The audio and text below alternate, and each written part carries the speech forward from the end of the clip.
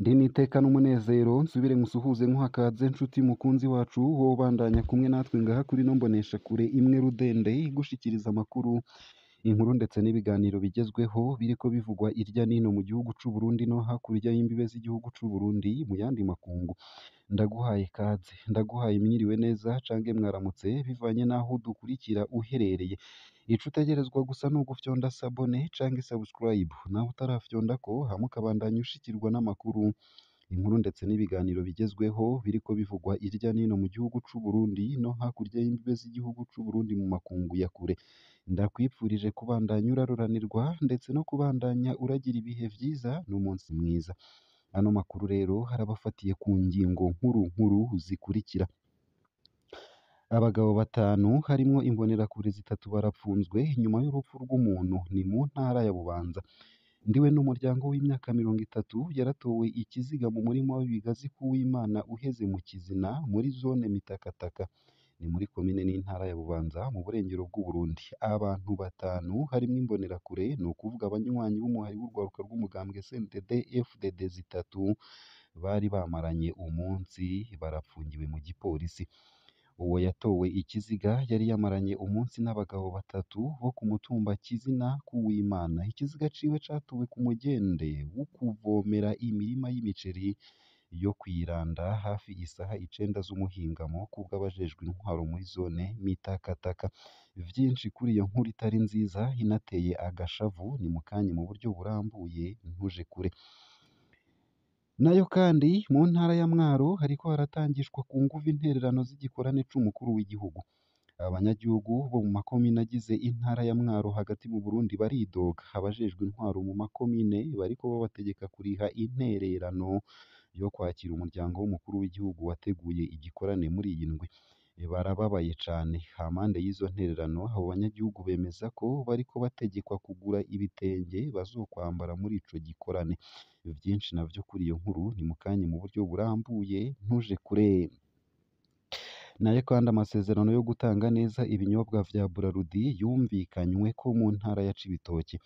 Mu nama yakozwe kuri uwu wa mbere w'uwa 10 Ruheshi 2024 ku mugwa mukuru w'intara ya Cibitoke mu buraruko bushira uburengero bw'u Burundi ku bijanye n'ubukene bw'ibinyobwa vya Burarudi. Abajejwe intwaro, abadandaza ndetse n'abaserukira Burarudi barahanahanye ivyiyumviro ku muti wotorwa kuvaho mu makomine yose agize iyo ntara hibonekeza abaduza ibiciro vy'ivyo binyobwa ku rugero runini cane. Abavyihereza basigura ko ivyo binyobwa bitangwa nabi bagasaba ko hoba impinduka. Ingingo zarafashwe muri iyo nama ku neza y'abanyagihugu bo mu ntara ya Cibitoke. Vyinshi navyo kuri iyo nkuru ni mukanye mu buryo bw'idonido ntuje kure. Nayo kandi ivy'ukuri CNC ni urwego rujejwe gukurikirana uko ibimenyeshamakuru bikora cange n'urwego rw'igikenye.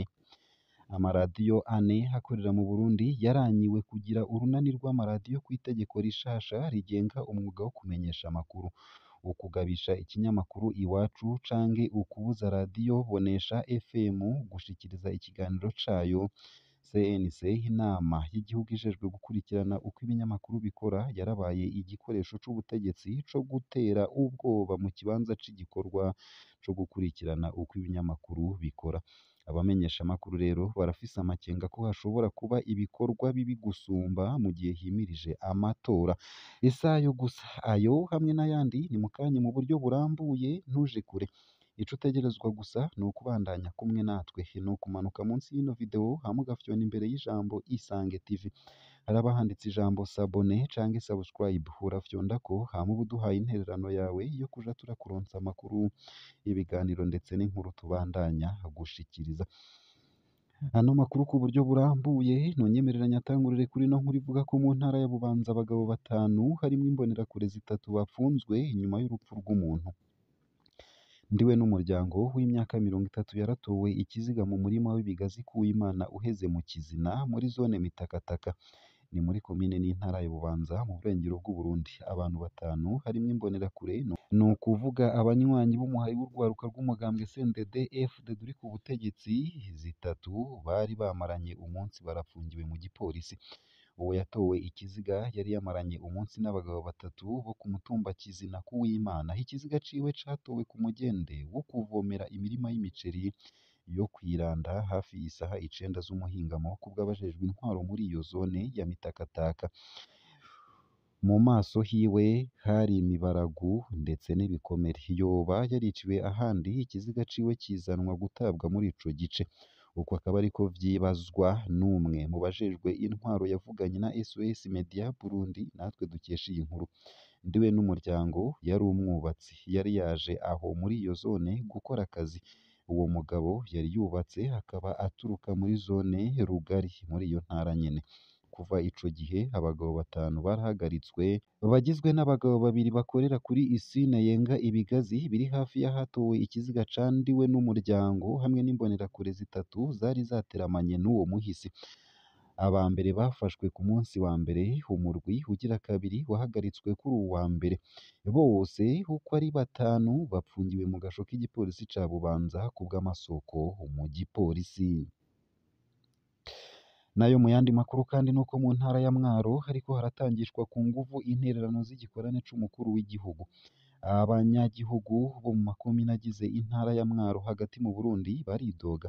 Abajejwe intwaro mu makomine bariko babategeka kuriha intererano yo kwakira umuryango w'umukuru w'igihugu wateguye igikorane muri iyi ndwi. Barababaye cane. Hampande y'izo ntererano, abo banyagihugu bemeza ko bariko bategekwa kugura ibitenge bazokwambara muri ico gikorane. Kubw'abo banyagihugu, abajejwe intwaro babategeka kuriha amafaranga yo kwakira umukuru w'igihugu Evariste Ndayishimiye n'umupfasoni wiwe Angeline Ndayishimiye. Uwo muryango w'umukuru w'igihugu ukaba uzoja i Nyabihanga muri iyo ntara nyene mu gikorane co guhimbaza imyaka 4 amaze ku butegetsi. Abagendanyi biwe bakaba bamaze kwerekana ko umwimbu wagenze neza muri iyo myaka 4 yose, bakadondagura ibisata vya Nations Unies na Union Africaine. Uburundi bwagize amahirwe yo kurongora muri iyo myaka 4 irangiye. Abakozi ba leta bose bakaba bategekwa guterera amafaranga. Abigisha bo mu mashure shingiro batangishwa hagati y'ibihumbi 2 ndetse n'ibihumbi 5. Abarongoye ubuzi nabo bagatangishwa hagati y'ibihumbi 10 n'ibihumbi 200 vy'amafaranga y'amarundi. Abadandaza ndetse n'imvukira zo muri iyo ntara bose bariko barararikwa nabo nyene. Amafaranga atangwa aratandukanye bivanye n'ivyo umwe wese akora. Kugira ngo nibase n'abandi, bose bategerezwa kuriha igitenge ku mafaranga ibihumbi 12. Nivyo bizokwambarwa muri ico gikorane c'umukuru w'igihugu. Amasengesho mu buzima bugoye. Ubuzima bwarazimvye, ariko bariko badutegeka gutanga amafaranga yo kwakira umuryango w'umukuru w'igihugu utabuze na kimwe. Ni ugusuzugura abantu bagowe. Uko akaba ariko abigisha bavuganye na SOS Media Burundi bidoga. Ibiciro vyo kwiyunguruza vyaraduze cane bivuye ku bukene bw'ibitoro budahera, ariko bakaba bariko badutegeka kuja i Nyabihanga hampande y'izo ntererano zo ku nguvu. Uko akaba ariko abadandaza bagaragaza umubabaro. Ku bwa rimwe mu masoko yegereye intwaro, igice kimwe c'ayo mafaranga atozwa kigenewe kwakira umuryango w'umukuru w'igihugu. Ikindi naco kizokoreshwa mu kugura ingabire zitandukanye zizohabwa uwo muryango w'umukuru w'igihugu. Ngaha nayo mu bindi kandi nuko amasezerano yo gutanga neza ibinyobwa vya Burarudi yumvikanyweko mu ntara ya Cibitoke. Mu nama yakozwe kuri uwa mbere w'uwa 10 Ruheshi 2024 ku mugwa mukuru w'intara ya Cibitoke mu buraruko bushira uburengero bw'Uburundi ku bijanye n'ubukene bw'ibinyobwa vya Burarudi, abajejwe intwaro, abadandaza n'abaserukira Burarudi barahanahanye ivyiyumviro ku muti wotorwa kuvaho mu makomine yose agize iyo ntara hibonekeje abaduza ibiciro vy'ivyo binyobwa ku rugero runini cane. Abavyihereza bakaba basigura ko ivyo binyobwa bitangwa nabi, bagasaba ko hoba impinduka. Ingingo zarafashwe muri iyo nama ku neza y'abanyagihugu bo mu ntara ya Cibitoke. Bene ubunywero bariyamirije ikimenyane cibonekeza mw'itangwa ry'ibinyobwa vya Burarudi. ari nayo mvo nyamukuru ku bwabo ituma ivyo binyobwa biguma bibura mu makomine yose agize intara ya Cibitoke uko ari atandatu. Abaserukira iryo shirahamwe muri iyo nama, abaserukira iryo shirahamwe muri iyo ntara, abajejwe intwaro, abapolisi n'abafise ubunywero bumvikanye ingingo zimwe zimwe mu ntumbero yo guhana abanyegeza ivyo binyobwa. Umurwi urimwo bose ugiye gushirwaho mu maguru masha mu ntumbero yo kwigira hamwe ingorane zijanye na cane cane n'inyegezwa ry'ivyo binyobwa ku badandaza baduza ibiciro hatawe bagishije inama. Ntituzoreka guhana bishimitse abo baduza ivyo biciro nko mu kubugarira mu kiringo kiva ku mezi atatu gushika ku mwaka umwe. Uko akaba ariko umwe mu bajejwe intwaro yatangaje. Asaba Burarudi gutanga ibinyobwa neza ku bafise ubunywero kuko bose barariha amakori n'amatagisi ku rugero rungana. Abadandaza bo bamenyesha ko ubu bakora bahomba kuko bakose amazu ariko bataronka ivyo binyobwa. Basaba ko hubahirizwa ivyumvikanyweko muri iyo nama, bakanasaba leta kurondera amafaranga y'agaciro kugira ngo hagurwe ibikoresho nkenerwa iryo hinguriro rudende ry'u Burundi rikoresha gutyo ibinyobwa biboneke. Ngaha hakaba ariho nsoreje ano makuru nari naguteguriye ariko avugwa irya nino mu gihugu c'u Burundi no hakurya y'imbibe z'igihugu c'u Burundi mu makungu ya kure.